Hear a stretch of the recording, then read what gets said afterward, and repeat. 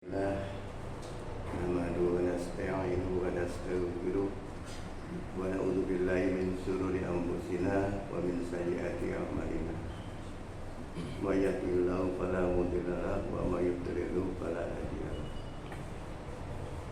أشهد أن لا إله إلا الله الملك الحق المبين وحده لا شريك له وأشهد أن محمدا عبده ورسوله لا نبي بعده Allahumma sholli wa sallim ala sayyidina wa habibina wa syafi'ina maulana Muhammadin sallallahu alaihi wasallam wa ala alihi wa sahbihi wa man tabi'ahum bi ihsanin ila yaumil din. Amma ba'du fa ya ibadallah usikum wa nafsi bittaqwallah.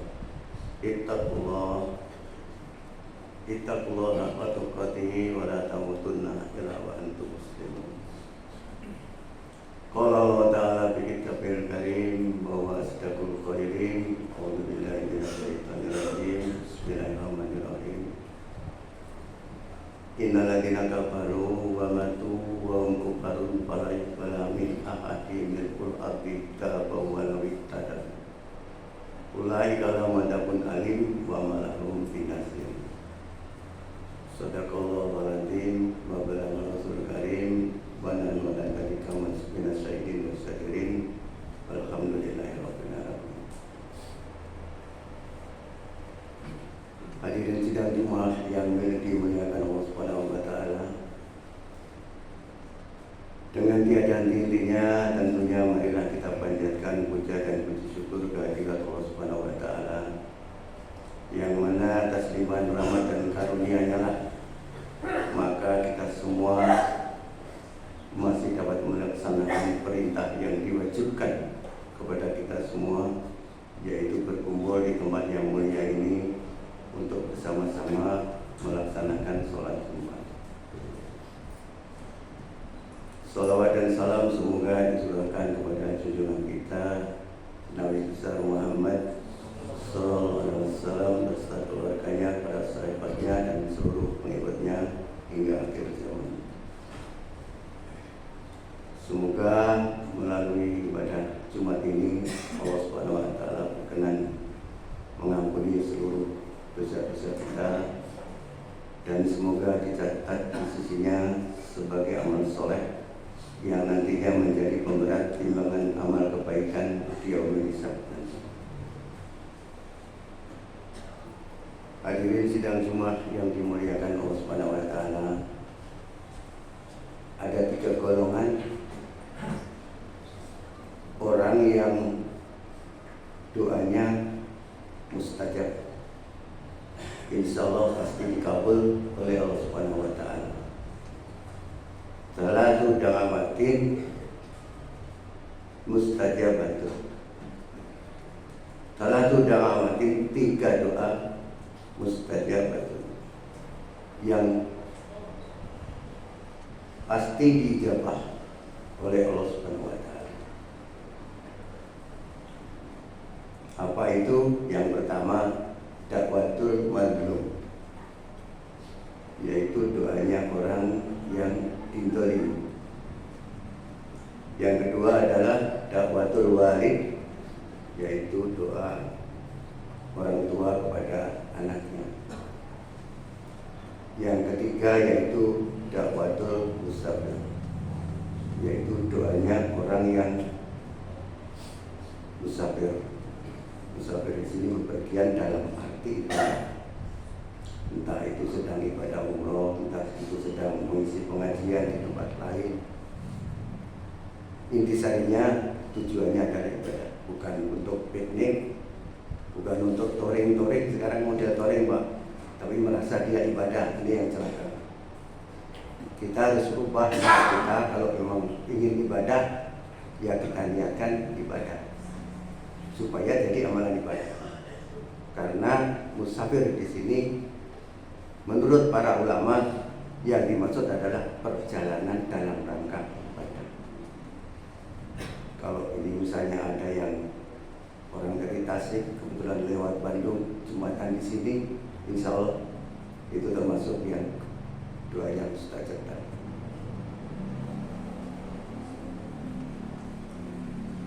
Tidak sedikit orang yang ketika ditolimi oleh orang lain itu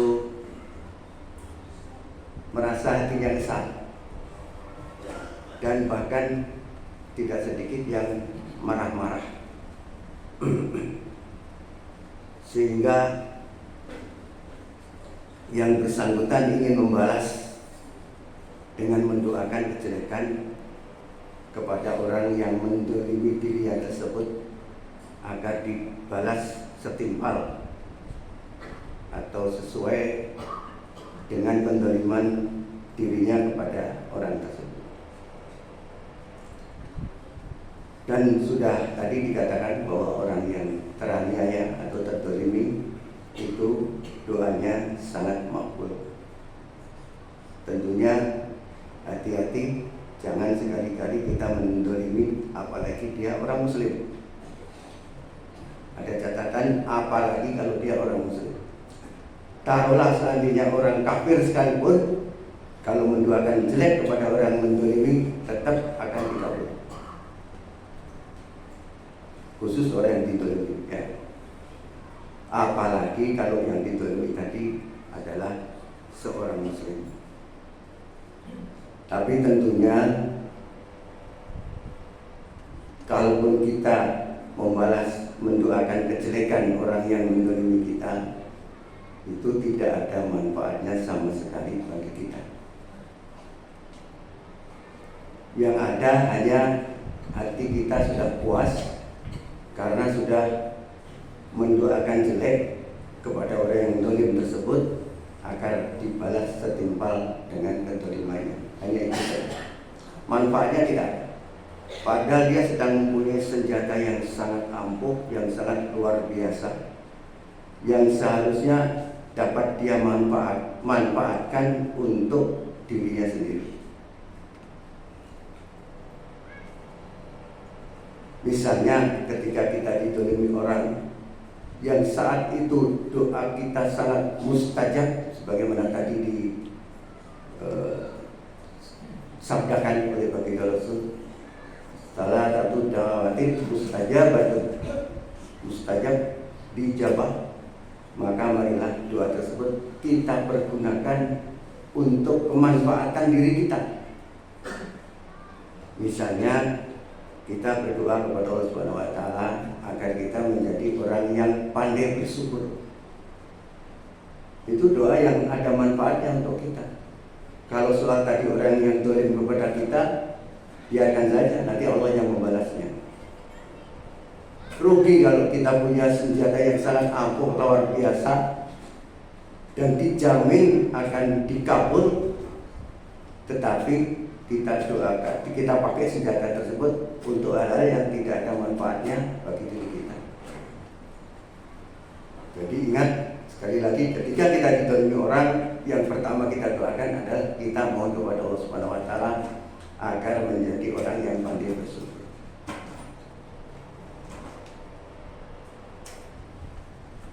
Tidak mudah jadi orang bersyukur itu. Yang sederhana saja.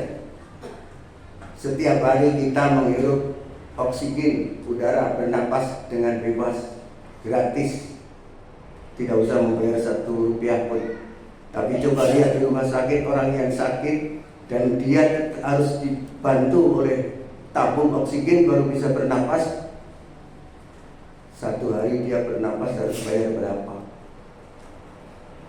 Itu yang sangat sederhana. Belum kenikmatan-kenikmatan yang lain yang melimpah ruah, yang saking banyaknya tidak mungkin kita dapat mensyukuri, yang tidak mungkin kita dapat menghitung-hitungnya.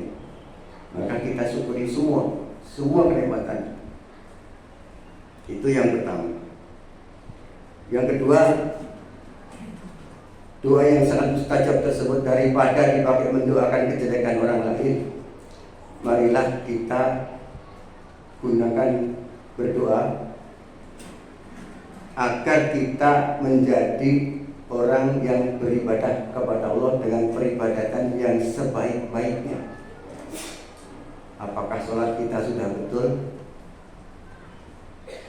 Kita dapatnya dari mana? Ngaji kemana? Bacaannya dari siapa yang ngajari?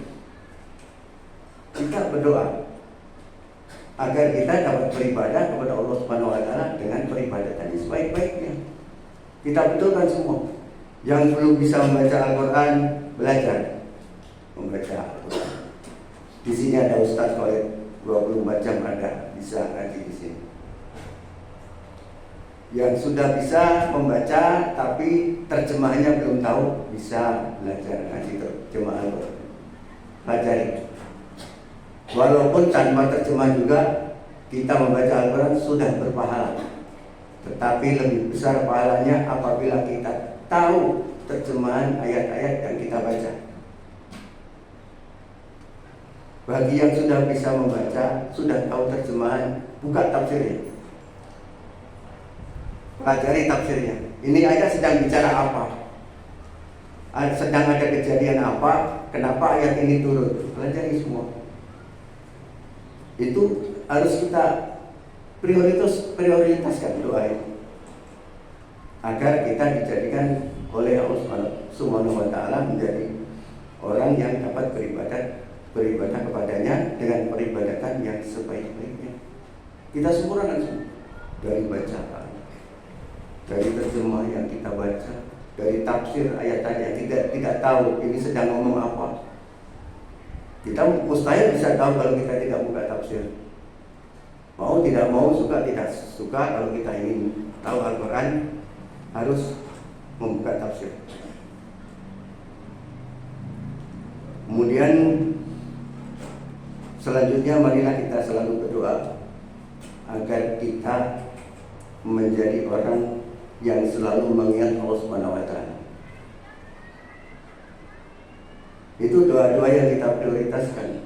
Jangan dipakai mendoakan kejelekan orang lain yang mendolimi kita. Biarkan saja itu urusan Allah. Biar Allah nanti yang menghukumnya. Kita cari manfaatnya, kita doakan saja. Kita berdoa agar menjadi orang yang selalu mengingat Allah Subhanahu wa taala. Dimanapun kita berada. Setiap tarikan nafas kita harus sedang mengingat Allah. Insya Allah kalau semua umat muslim seperti ini, sebenarnya tidak perlu terjadi maksiat. Orang yang sedang berjualan di pasar, kalau dia ingat kepada Allah Subhanahu wa taala, dia tidak akan berani sembarangan mengurangi takaran atau timbangan.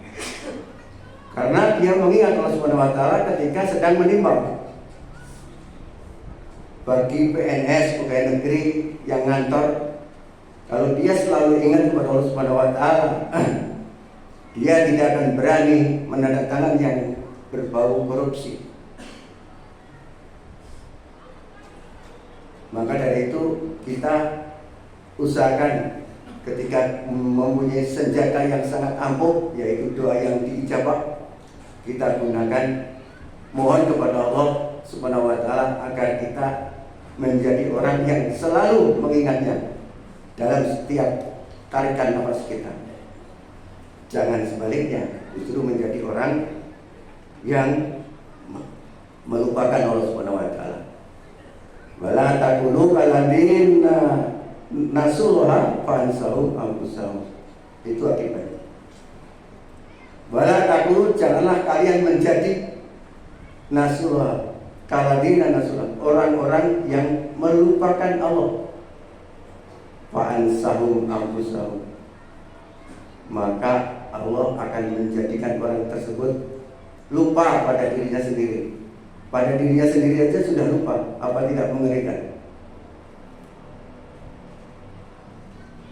Maka kita harus mohon kepada Allah Subhanahu wa taala agar menjadi orang yang selalu ingat kepada Allah Subhanahu wa taala. Kemudian selanjutnya usahakan kita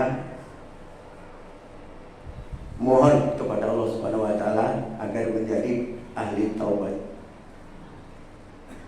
Ahli taubat.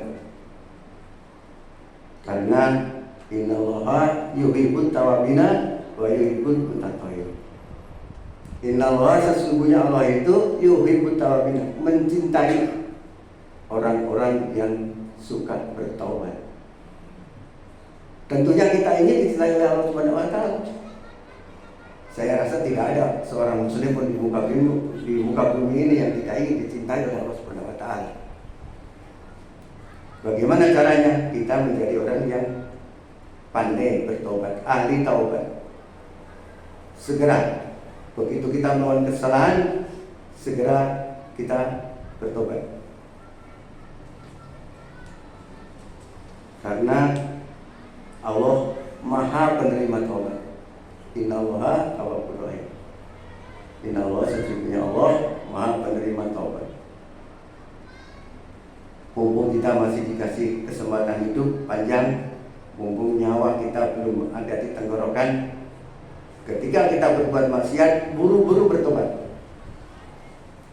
Buru-buru bertobat. Karena siapa tahu nyawa kita tidak nyampe.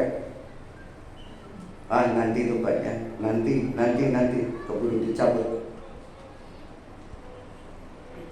Tentunya taubatannya taubatan nasuha, bertobat. Satu, harus mengakui kesalahannya. Kedua, harus menyesalinya.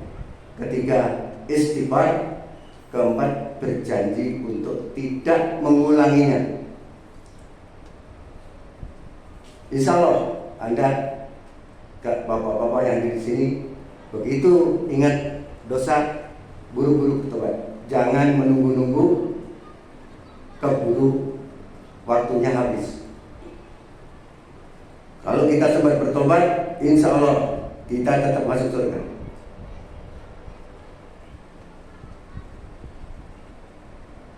Sebagaimana firman-Nya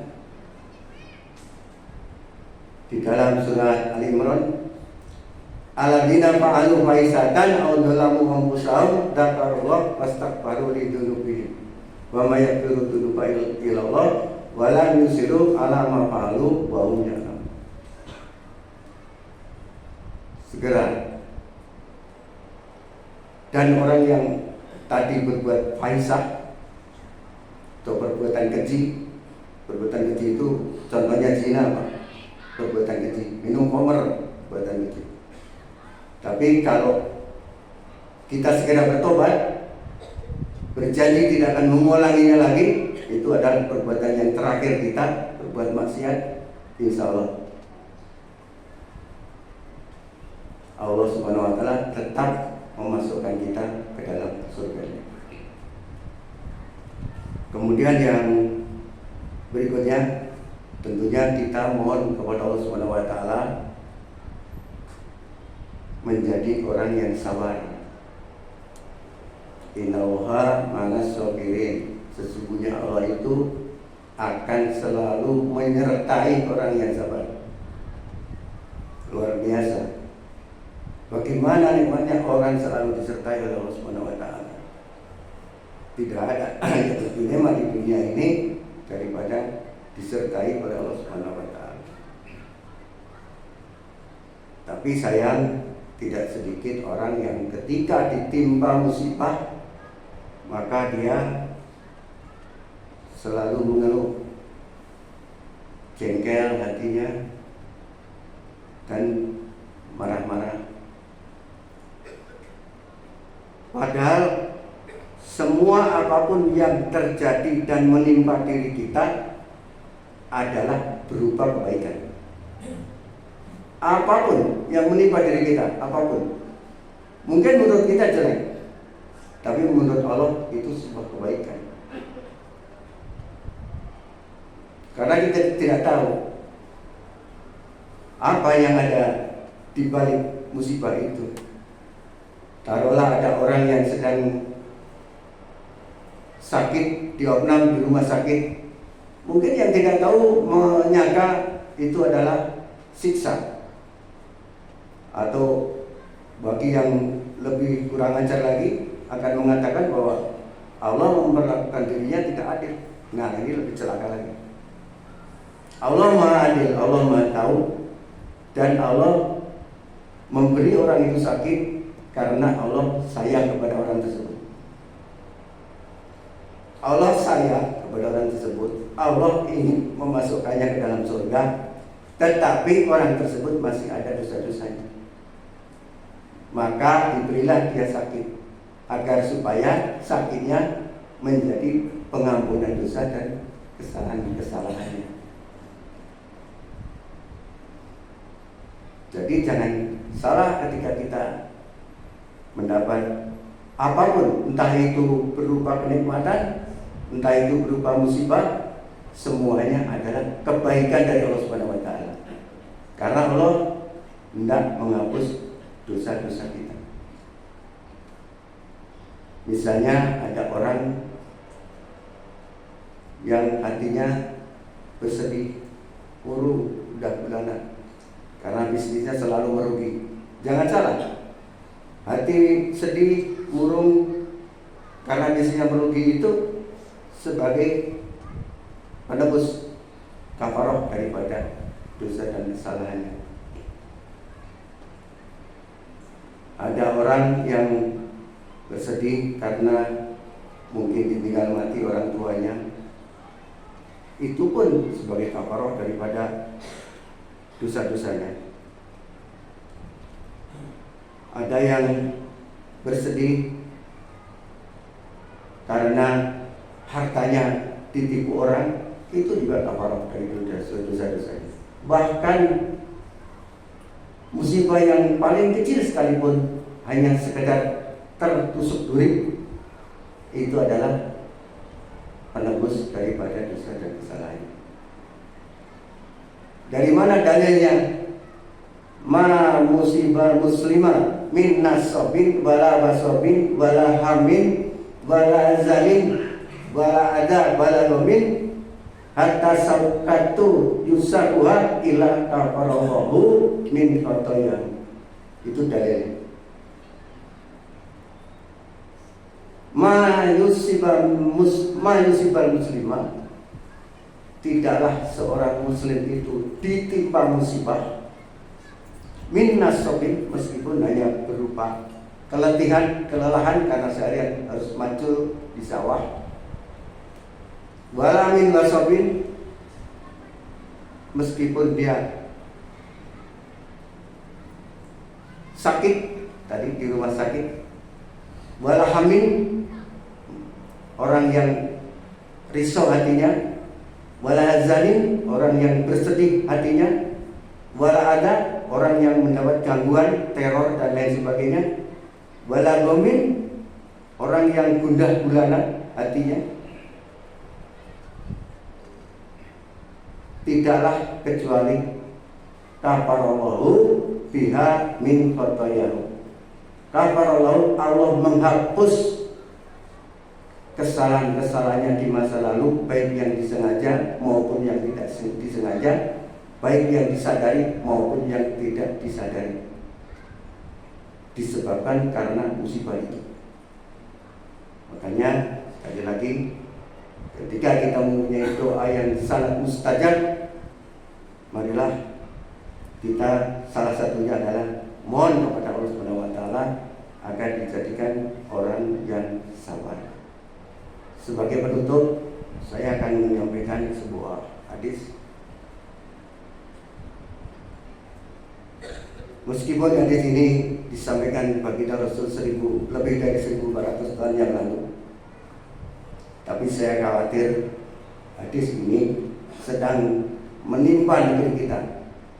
Tapi mudah-mudahan saya berdoa tidak sedang tertimpa hadis itu. Rasulullah SAW bersabda, yusiku antat da'alaikumul umamu min kulli uku kama tadal akalatu ala qasatiyah. Qulna ya Rasulullah, amin kilatin bina yauma idin. Qala antum yauma idin katirun walakin takunu gusa'at kabusa'is sayr. Yantazilullahu mahabbata min qulubi aduikum wa ya'ala fi qulubikumul wan. Qulna ya Rasulullah wa ma wan? Hubul hayati wa karahiyatul mauti. Kita lihat dari hasil survei penduduk muslim di negeri kita ini lebih dari 80%. Bukan 80%, lebih dari 80%. Tapi faktanya yang 80% lebih itu kalah sama yang minoritas. Sekarang orang-orang minoritas sudah berani menghina orang-orang muslim. Sekarang orang minoritas sudah berani membunuh orang-orang muslim. Ada imam di salah satu masjid di Cimahi yang ditusuk dulu. Karena apa? Karena kebanyakan muslim di kita yang 80% lebih itu tidak melaksanakan syariat Islam sebagaimana bapak-bapak yang ada di sini. Kalau semua melaksanakan syariat Islam sebagaimana bapak yang ada di sini, semua bisnis ditinggalkan ketika dipanggil adzan sholat Jumat, saya yakin negeri kita tidak akan begini. Kalau saya terjemahkan hadis tadi begini, Yusaku anta dalaikumul umamu, hampir-hampir umat mengelilingi atau mengurumuni min kuli umat dari segala penjuru mengelilingi kalian. Kalian itu adalah orang-orang muslim tadi yang tidak melaksanakan syariat dengan benar. Segitu sudah dipanggil adzan Jumat juga masih banyak yang berkeliaran di jalan tidak sholat Jumat. Kalau Jumatan saja tidak, bagaimana sholat biasa? Padahal Jumatan hanya seminggu sekali. Kama tadal akalatu ala kosnatiha. Jadi umat muslim sedang dikerumuni orang-orang kama tadal akilatu, sebagaimana orang-orang yang kelaparan mengerumuni ala kosnatiha, sebuah hidangan yang ada di atas piring. Mereka mencabik-cabik hidangan tersebut. Yang ingin paha dia langsung memotong paha ayamnya, yang ingin kepala langsung menarik leher kepala ayam itu, yang ingin sayap ditariklah sayap tersebut. Kemudian sahabat bertanya, ya Rasulullah, amin kilatin bina yauma idin. Wahai Rasulullah, apakah pada hari itu kami ini jumlahnya sedikit? Kata Rasul, antum yauma idin katsirun. Kalian pada hari itu banyak. Walakin takuru gusa'an. Kata Rasul, tetapi kalian hanya seperti buih. Kabuzair sayur, yaitu bagikan buih di sungai yang hanya mudah terombang-ambing ke sana kemari tanpa jelas arahnya.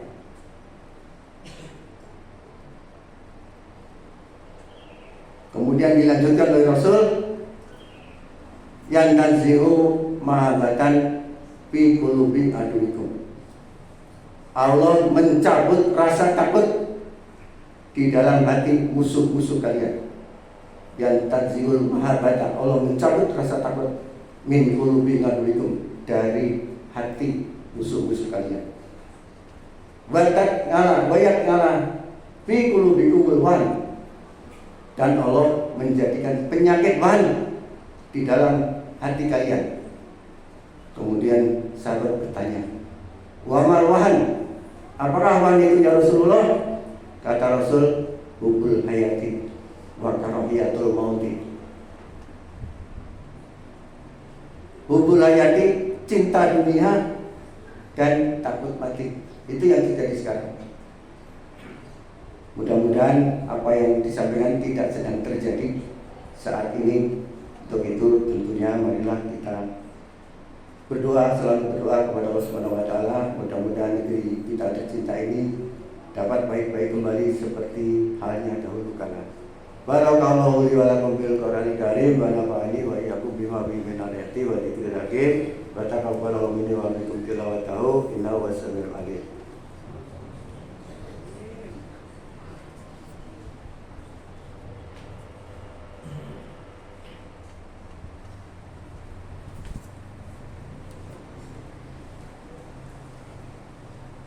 Alhamdulillah, Alhamdulillahilladzi khalaqakum min nafsin wahidatin wa khalaqa minha zawjaha wa batha minhuma rijalan katsiran wa nisaa'a wattaqullaha alladzi tasaaluna bihi wal arham innallaha kana 'alaikum raqiba. Asyhadu an la ilaha illallah wahdahu la syarikalah wa asyhadu anna Muhammadan abduhu wa rasuluh la nabiyya ba'dah. Allahumma shalli wa sallim ala sayyidina Muhammad sallallahu alaihi wasallam wa ala alihi washabihi ajmain. Amma ba'du fa ya ibadallah ittaqullaha wa tuqati wa la tamutunna illa wa antum muslimun. Qala Allah ta'ala bi kitabil karim. A'udzubillahi minasyaitonir rajim. Innallaha wa malaikatahu yusholluna 'alan nabi ya ayyuhalladzina amanu shollu 'alaihi wa sallimu taslima. Wa sallimu ala tabaraka wa ta'ala ala sahabati rasulillah amin amin amin syahidina dan na'imin amin yu'abina wa yuqawi masjidah. Ya Rabbana lakal hamdu kama yanbaghi li jalali wajhika wa 'azimi sultanik. Allahumma shalli ala sayyidina Muhammad wa ala ali sayyidina Muhammad. Allahumma ighfir lil muslimina wal muslimat wal mu'minina wal mu'minat ala yaimun wal amwat innaka samiun qaribun mujibud da'wat ya qadiyal hajat. Rabbana hab lana min azwajina wa dhurriyyatina qurrata a'yun waj'alna lil muttaqina imama. Rabbana ighfir lana wa li walidayna warhamhuma kama rabbayana shaghira. Rabbana atina fid dunya hasanah wa fil akhirati hasanah wa qina adzabannar. Subhana rabbika rabbil izzati